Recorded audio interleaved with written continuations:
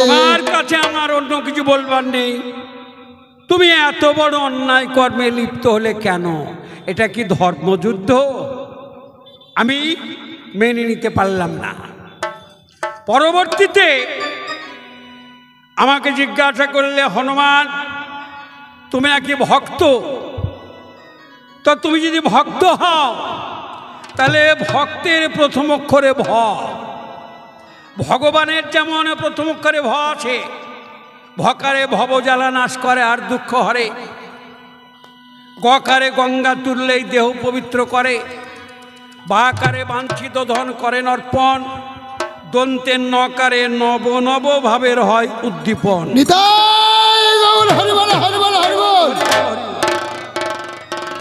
তো তোমারও তো ভ আছে, এই ভয়ের তাৎপর্যটা কি? অন্য কিছুই নয়। আমি ভ ধরে রেখেছি কেন জানো? ভয়ে আছে ভক্তি, ভয়ে আছে ভরসা। হ্যাঁ, ওরে একমাত্র ভরসাই হচ্ছে আমার ভক্তির সোপান। তিনি কে? তিনি হচ্ছেন পূর্ণ ব্রহ্ম। হরি বল, হরি বল, হরি বল। তিনার শ্রীপাদপদ্ম আমি সবসময়ের জন্যে অনুসরণ করে গমনাগমন করি, যার জন্যে ভক্ত নামে পরিচিত জগৎ মাঝে হই। ভক্ত নামে পরিচিত জগৎ মাঝে হই।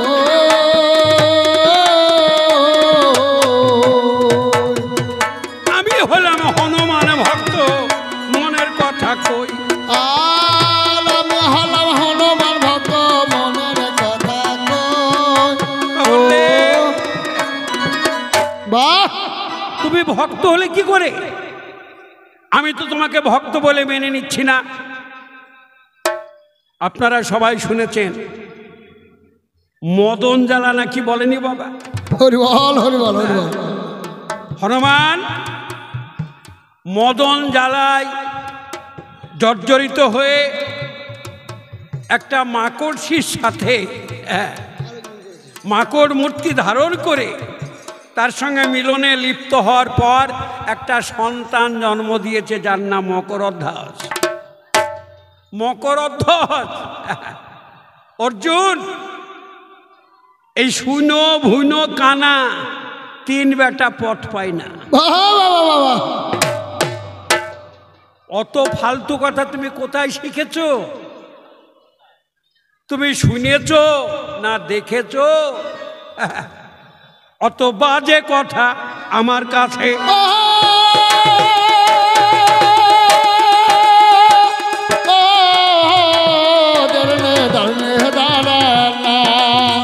বলো না গো তুমি।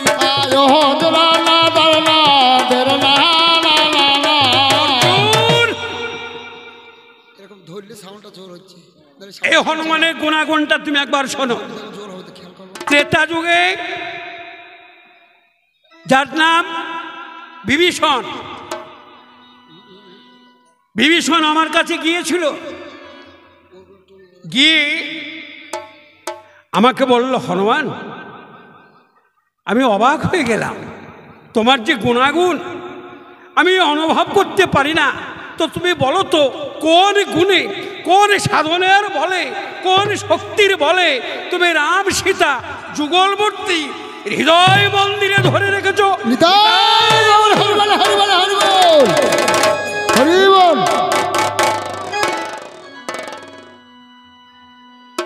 আমি মুখে কোনো কথা বলি নাই,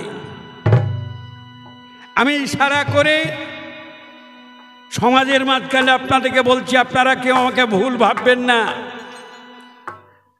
আমার এত বড় ঔদ্ধত্য আমি রাখি না, সে ভাবাপূর্ণ মনোভাবের ব্যক্তি আমি নই। আমি গ্রন্থের কথা বলছি। বিভীষণ বলল, কোন গুণে, কোন সাধনের বলে তুমি রাম সীতা যুগল মূর্তির হৃদয় মন্দিরে ধরে রেখেছ? একটু বলো না। আমি মুখে কোনো কথা বলিনি, কোটি দেশের কাপড়টা সরিয়ে লিঙ্গটা বাহির করে ওকে দেখিয়ে মুখ ঘুরিয়ে দাঁড়িয়ে বিভীষণ আমার উপর একটু অসন্তুষ্ট হলো, বলল ওই জন্যেই বলে বনের পশু, আগে জানলে আমি তোমার কাছে আসতাম না। চলে গেল। প্রভু শ্রীরামচন্দ্রের সম্মুখে দাঁড়িয়ে বললে, হে প্রভুপাদ, আপনার কাছে আসতে বাধ্য হলাম। বলে কে বিভীষণ? বলো।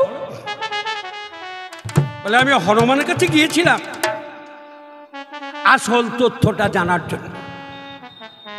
বলো তো হনুমান, আমি তোমার কাছে জানতে চাই কোন সাধনে তুমি যুগল মূর্তি ধরে রেখেছ। আমাকে মুখে কিছু না বলে লিঙ্গটা বাহির করে আমাকে লিঙ্গটা দেখিয়ে মুখ ঘুরিয়ে দাঁড়িয়ে থাকলো। ছি ছি, আগে জানলে আমি যেতাম না। শ্রীরামচন্দ্র হনুমানকে বললেন, হনুমান ভুল করছ। এখানে একটা কলম দিয়েছে বাবা, ঘৃণা, লজ্জা, ভয় তিন থাকতে নয়। ঘৃণা করলে তোমার ভাগ্যে কিছু হবে না, লজ্জা করলেও হবে না, ভয় করলে হবে না। তাহলে এ তিনটে থাকলে হবে না। প্রভু শ্রীরামচন্দ্র বিভীষণকে বললেন, বিভীষণ তুমি হয়তো বুঝতে পারোনি, তবে যদি পারো আর একবার তুমি যেও। বাবা বাবা বাবা। মনে মনে বিভীষণ অবাক হইল। বাহ, এ আবার কেমন কথা প্রভু শ্রীরামচন্দ্র কহিল, যার এত বড় নিকৃষ্ট মনোভাব, যে লিঙ্গ দেখাতে পারে, পুনর্বার তার কাছে যাব কেমন করে? হরিবল হরিবল হরিবল। তো ভাব জগতের কথা বাবা গো, একটু ভেবে নিতে হবে। ওরে, শাস্ত্রের অপর নাম হচ্ছে শাসনযুক্ত অস্ত্র। শাসনযুক্ত অস্ত্র, তাহার নাম শাস্ত্র। শাস্ত্ররা খেলা করার জিনিস নয়, ওগুলো বুঝে নিতে হবে। তাহলে এবার মনে মনে বিভীষণ চিন্তা করে নিল,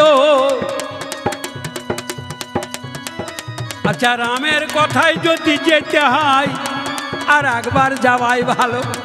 ওই বল, দেখুন প্রভু রামের কথা মতো আবার বিভীষণ চক্রাকারে ঘুরতে ফিরতে আমার কাছে এসে বলছো, হনুমান সেদিনও তোমার কাছে এসেছিলাম, আবারও এলাম। সেদিন তো তুমি এই ভাবটা দেখিয়েছো, মুখে কোনো বাক্যালাপ কিছু বলনি, তা আবারও তোমাকে জিজ্ঞাসা করছি, তুমি বলো না, একবার বলো না, রাম সীতা যুগল মূর্তি কিভাবে হৃদয়ে ধরে রাখা যায়? আমি সেদিনও মৌখিক কিছু বললাম না, মুখে না বলে আমি জিহ্বাটা বাহির করে হরিবল হরিবল হরিবল হরিবল হরিবল। বিভীষণ চলে গেল।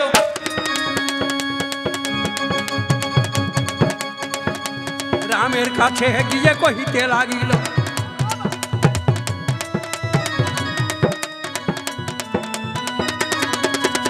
দেরে না না, তোমায় বলতে দাঁড়ালাম, বুঝিবারে নারী প্রকাশ করিয়ে বলো রাম জটাধারী। তুমি হলে দয়াময়, তুমি ছাড়া কেহ নয়, তোমার চরণ স্মরণ করি সর্বদাই, তোমাতে লক্ষ্য রাখি, তুমি তো কমল আখি, কৃপা করো প্রভু দয়াময়। আমি হনুর কাছে গিয়েছিলাম, জিজ্ঞাসা করা হলো পূর্ববৎ, মুখে কিছু না বলে জিহ্বা ভাটা দেখালো। আগে যদি জানতাম আমি যেতাম নাই, তোমার কথাই গিয়েছিলাম প্রভু দয়াময় প্রভু। আমি যদি আগে জানতাম। প্রভু শ্রীরামচন্দ্রের এই কথাগুলো বিভীষণের কাছ থেকে শুনতে শুনতে দুফুটা জল গড়িয়ে গেল। রামচন্দ্র কাঁদতে কাঁদতে বলিতে লাগিল, বিভীষণ ও বিভীষণ, ভক্ত ভক্ত সবাই বলে, ভক্ত সবাই নয়, ভক্ত হওয়া কঠিন কথা বলি গো তোমায়।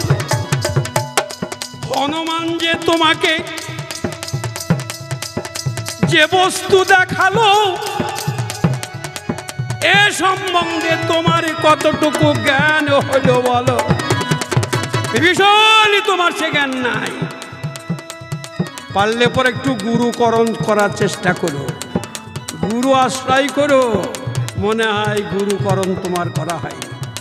শোনো বিভীষণ, লিঙ্গ দুটো, একটা অধলিঙ্গ আর একটা ঊর্ধ্বলিঙ্গ। হরবল হরবল হরবল হরবল। রাম সীতার যুগল মূর্তি যদি হৃদয় মন্দিরে ধরে রাখতে হয়, ওই প্রকৃতি রূপা নারীকে দূরে রেখে অধলিঙ্গকে দমন করে ঊর্ধ্বলিঙ্গের কর্ম করে রাম সীতা যুগল মূর্তির যদি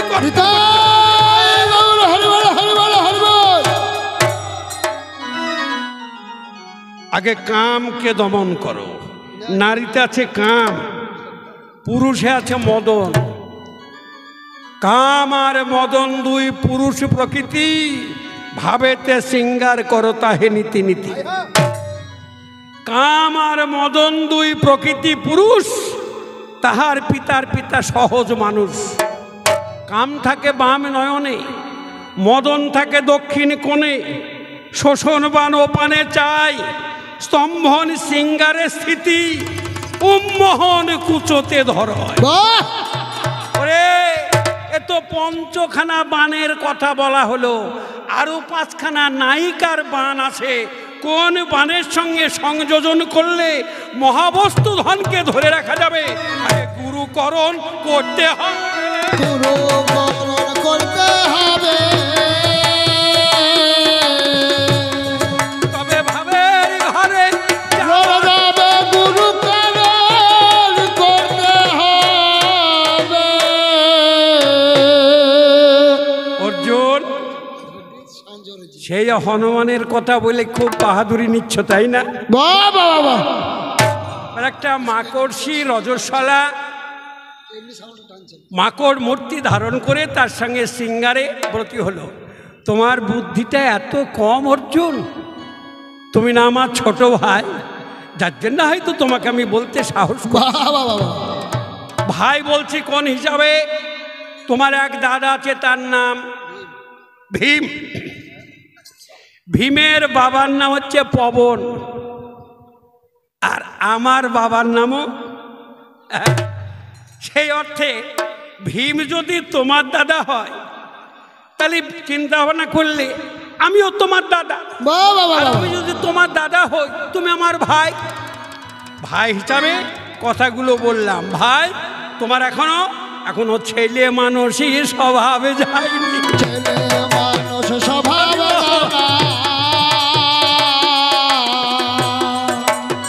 কথাগুলো শোনো না, ছেলে মানুষ স্বভাবে জানা, কথাগুলো তুমি শোনো না। ব্যাপারটা তা নয়। ব্যাপার কি জানো? আমি গাছের ডালে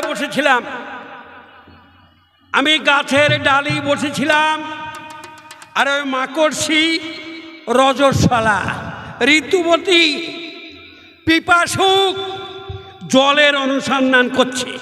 হঠাৎ করে ললাট হইতে এক বিন্দু ঘাম হনুমানের যেমনই নিচে পড়ল, আর পিপাসার বাড়ি জ্ঞানে একটু চেটে খেয়েছিল। ওই তার ভেতরেই ছিল আমার এই জাত। হরে কৃষ্ণ। হরিবল হরিবল, বেশি ভেঙে চুরে কথা বলতে যাব না, সংক্ষেপে হর্ষুদির গুর মাধ্যমে কথা হবে। ওরে কথা যদি হাটে ঘাটে মাঠে প্রকাশ্যে আলোচনা করা যেত তাহলে মহাজনে কথা বলতেন না, আপন ভজন কথা না কহিবি যথা তথা সর্বদা হইবি সাবধান। বাহ, সব কথা সব জায়গায় জানা যাবে না। অতএব আমি বারবার বলতে বাধ্য হচ্ছি, গুরুকরণ করো, গুরু আশ্রয় করার চেষ্টা করো, তাহলে সব কিছু জানতে পারবে, তার আগে নয়।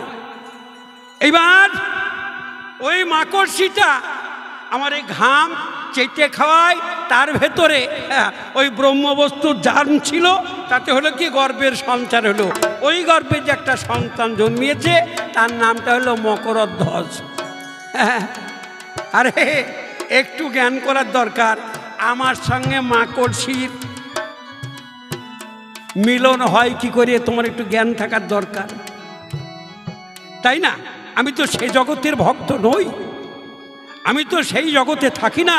অতএব ওরে কামকে দমন করে রাখি,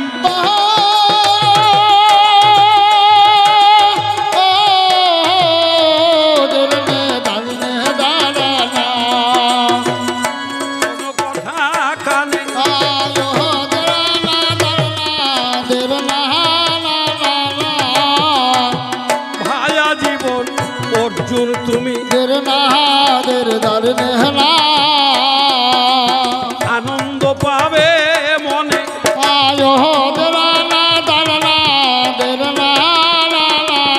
আমার কাছে জানা যে গেলাম। আবার আমাকে জিজ্ঞাসা করলো, দাদা হনুমান, তুমি বলো তো যে তিনি লক্ষণে শক্তিশীল, সেদিন তুমি গিয়েছিলে কোথায়? লঙ্কায়। লঙ্কায় গিয়ে মন্দোদরীর স্তন দুগ্ধ এনে দিয়েছ। আচ্ছা, তোমার মা অঞ্জনার স্তনে কি দুগ্ধ ছিল না? কৌশল্যার স্তনে কি দুগ্ধ ছিল না? সুমিত্রার স্তনে কি দুগ্ধ ছিল না? ভাই অর্জুন, এখানেও তুই বাচ্চা ছেলের মতো গল্প করছিস। আমি আর তোকে কি বলে বোঝাবো বল? তবে শোন, মহাকাব্যের মাঝখানে রামায়ণ মহামণি বাল্মীকি লিখলেন। বাল্মীকি মুনি এটাও তো লিখতে পারতেন যে কৌশল্যার স্তন দুগ্ধে লক্ষণ বাঁচবে, সুমিত্রার স্তন দুগ্ধে লক্ষণের শক্তিশীল ভালো হবে, অঞ্জনা মায়ের স্তন দুগ্ধে ভালো হবে। মহাকাব্য তাতে লেখেনি। অতএব লিখেছে কি? সতী নারী স্তনদুগ্ধ। সবাই তো সতী, আমি কারুকে অসীতা বলছি না, অসতী বলছি না, সবাই সতী, কিন্তু তার মধ্যেও উল্লেখ করার কথা এখানে স্পষ্ট করে লিখে দিয়েছে, সতী নারীকে মন্দোদরী। সতী নারী মন্দোদরী লঙ্কা মাঝে আছে, রাবণ ঘরণী সেজা, তার কাছে চাওয়া যায় যা, অসাধ্য সাধন করলে পরে পাওয়া যায় তার কাছে। একদিকে হনুমানকে পরীক্ষা করা, আর অপরদিকে সতী নারী মন্দোদরীকে যাচাই করা। লক্ষণের শক্তিশীল আমি গিয়েছিলাম। রামচন্দ্র হা হা করে কাঁদছে। সুসেন বদ্ধ বলল, রাম, কেঁদে লাভ নেই, তোমার ভাই লক্ষণ আর বাঁচবে না। রজনী থাকতে থাকতে কেউ যদি ঔষধ দিতে পারত তাহলে হয়তো বাঁচানো যেত। রজনী প্রভাত হয়ে গেল, আর লক্ষণ বাঁচবে না। না তো না, আমি গিয়েছিলাম। আমি দাঁড়িয়ে বললাম, হে রাম, আমি তো বনের পশু, আমাকে দিয়ে যদি একটু কোনো কাজ হয় একটু আদেশ করলে হতো। সুসেন বদ্ধ বলল, সে অসাধ্য সাধন। এখান থেকে 6 মাসের পর গন্ধমাদন পর্বত, আমি বললাম আমি যাব, ঔষধি এনে দেব। বাবা বাবা মহাকাব্যে প্রমাণে আছে নহে অসম্ভব। চোখের পলক ফেলতে ফেলতে করিল গমন। আমি 18 দণ্ডের মাঝখানে সেখানে পৌঁছালাম। 18 দণ্ড, 3 পলকে 1 দণ্ড। 3টে পলক পড়লে একটা দণ্ড হয়। এরকম 18টা দণ্ড যখন হলো আমি গন্ধবদন পর্বতে পৌঁছেছি। ঔষধে চিনতে পারবো না বলে গোটা পর্বতটাই আমি এনে দেওয়ার পর তারপরে বললো যে মন্দোদরীর স্তনদুগ্ধ। আবার আমি গিয়েছিলাম মন্দোদরী দরজায়, মা বলে চিৎকার করে দাঁড়াইলাম আমি। পঞ্চম বর্ষীয় বালক, শোনন জ্ঞানী গুণী। বাবা বাবা মা, ও মা, মাগো। আমার চোখ উঠেছে, চোখে বৃষ্টি পড়ে বোঝায় হয়ে গেছে, আমি কিছুই দেখতে পাচ্ছি না। মা, ও মা। দরজা খুলিল, মা বলে ঘন ঘন ডাকছো, কে বা বলো? বলে আমি এখানে। বলে মা একটু তোরই স্তন দুগ্ধ দে মা। সবাই বলে মাতৃদুগ্ধের নাকি বিকল্প নাই, একটুখানি দুগ্ধ দে না মা, আমি চোখে দেব। চোখে দিলে চোখ দুটো যদি ভালো হয় আমি নয়ন ভরে তোকে একবার দর্শন করবো।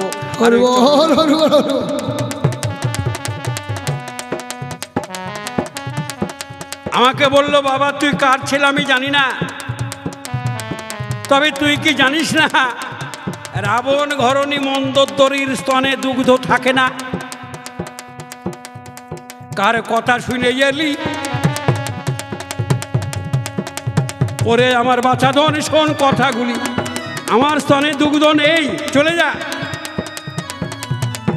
আমি বললাম আমি দুগ্ধ নেই? বলে না, আমি যে তোমাকে মা বলে ডেকেছি, হয় মা বলা ডাকটা ফিরিয়ে দাও আর নচে দুগ্ধ দাও।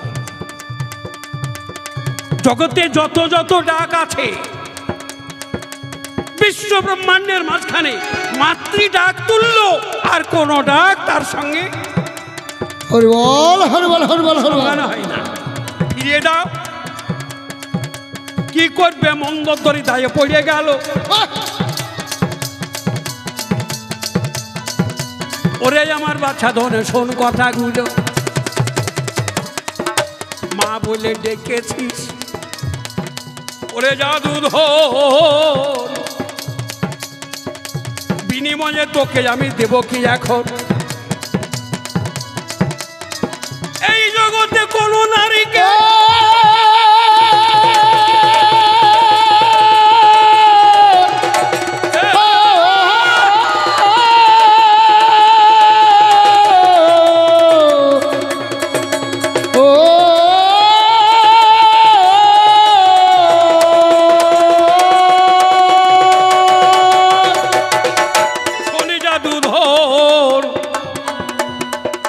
মনের কথা তোর কাছে করি প্রকাশন। মা বলা ডাকের মূল্য দেওয়া বড় দায়। মা বলা ডাক ফিরিয়ে দিতে পারবো না, তবে মা বলা ধন মায়ের কোলে, মা জননী ধরে রে যতনে। মনের কথা প্রকাশ করে বলি তোর শনে,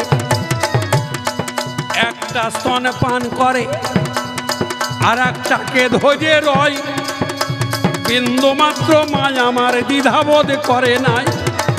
তদ্রূপ তুই যদি আমার মা বলা ধন হবি, ওরে আমার জাদু ধন আমার কথা লবি।